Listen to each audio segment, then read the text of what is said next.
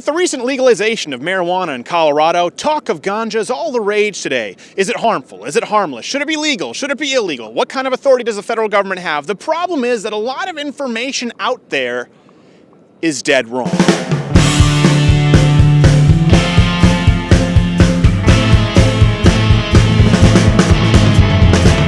So I'm here in Ann Arbor, Michigan, one of the first cities to actually decriminalize the drug and home to a few more than enthusiastic supporters. Free the weed! In order to get to the bottom of the issue.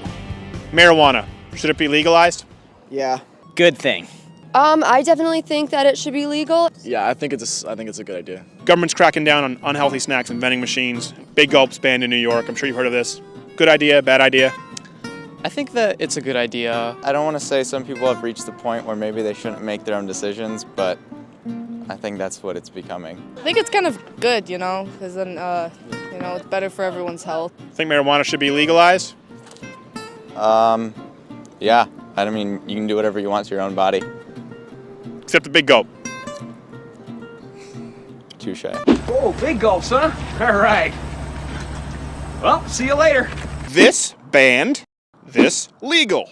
Now, there are some people who think that the federal government does not have the authority to make drugs illegal regardless of how harmless they may be, and that's a fully legitimate discussion to have. However, among everybody that we asked, everyone thought that marijuana should be legal, and not one made a constitutional argument.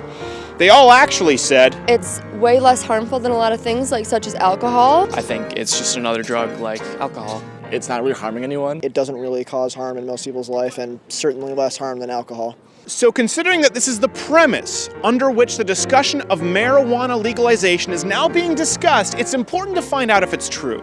So we sat down with Dr. Phyllis Boniface, a doctor who specializes in psychiatric care and, more importantly, the possible effects of marijuana. It's actually very damaging. And to compare it with alcohol, just to give you a basis for comparison, humans are designed to metabolize alcohol in the liver at a certain rate per hour. The brain is largely fat, and this drug is stored in fat.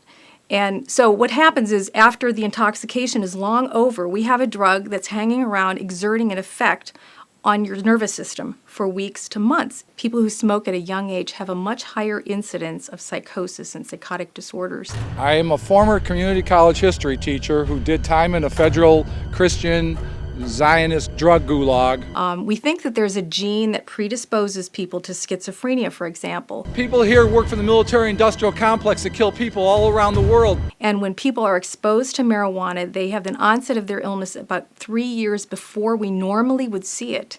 And their psychosis is much worse. The entire drug war is a fraud. The reason why marijuana and other drugs are kept illegal is because if they were legalized, the Pentagon, the CIA, and the White House would miss the money. Now, forgive me, my crazy old pothead speak is a little rusty, but allow me to try and translate for a second. The war on drugs waged by this government has been largely ineffective. In legalizing drugs here in the United States, I believe that we would reduce the failed war on drugs, decrease crime, and likely see a result of less overall use, as in countries abroad who have followed such a policy. There's this idea that legalizing marijuana would free up a ton of space in our penitentiaries, but it's just not true. I have the numbers here in front of me, okay? Less than 0.1% of state prisoners were marijuana possession offenders with no prior sentences. Let's take that a step further. Only 1.4% of state prisoners were drug offenders held for crimes only involving marijuana.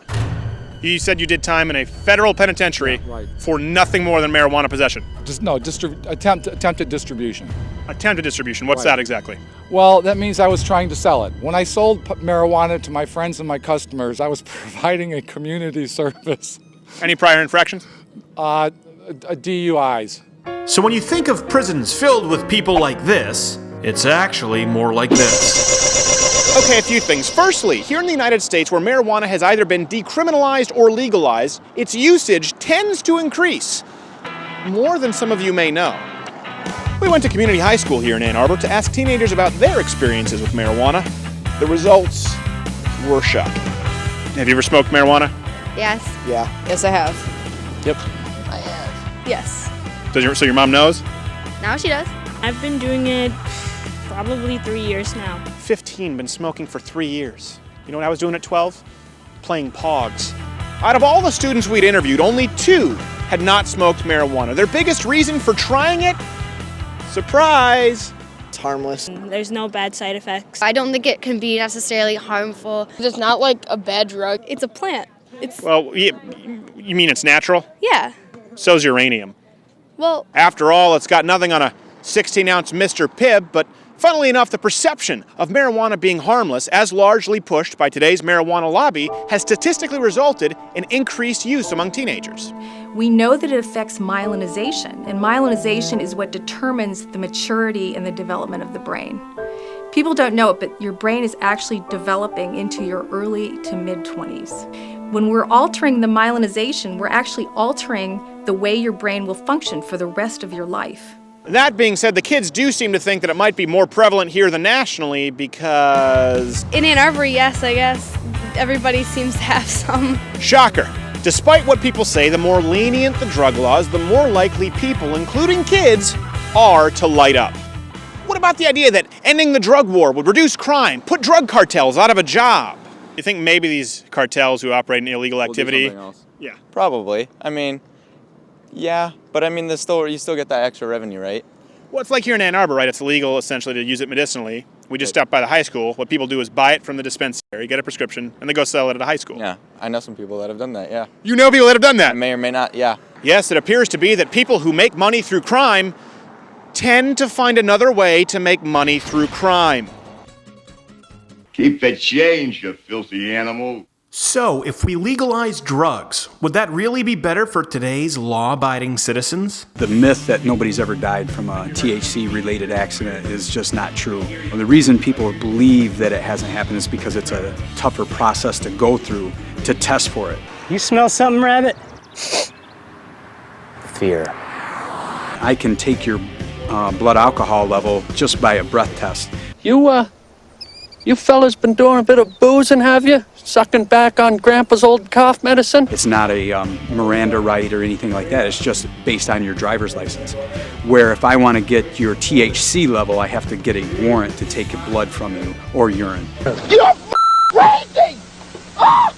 Do I want to have it legal for me to do? Well, then the police have to have more rights to be able to check you for it. And where do people fall on that line? And as a matter of fact, there is some data to suggest that legalization actually increases crime, as seen here from the LAPD DEA. Now, the reason the numbers might be different from the crime increase during the Prohibition era is because of one key difference. During Prohibition, the American government decided to suddenly ban an activity in which a vast majority of Americans engaged.